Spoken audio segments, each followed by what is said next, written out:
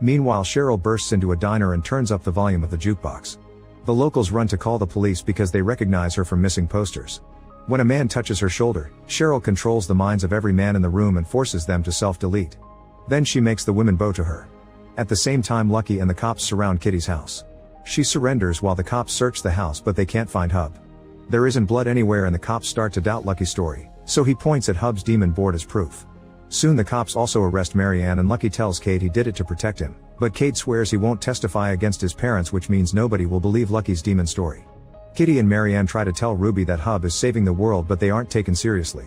Ruby threatens to arrest Kate as well, so Marianne agrees to call Hub and leaves a message asking him to meet.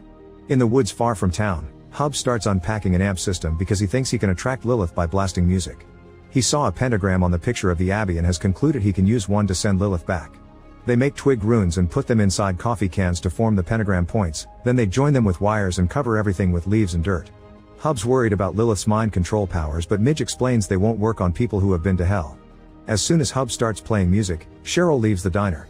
The women go back to normal and scream when they see the bodies of the men. Cheryl flies to the woods and lands outside the pentagram. Hub comes out of hiding with his gun, but Cheryl moves behind him and starts throwing him around, smashing his head against the car and a tree. Then she picks Hub up right above the pentagram, so Midge activates the trap. The lines form walls of power and Cheryl panics, so she drops Hub on the car and tries to fly away.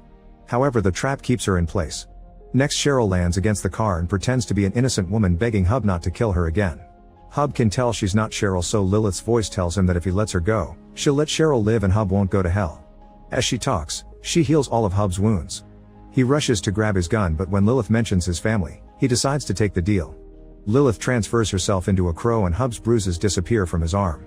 Then he breaks the seal and the crow flies away.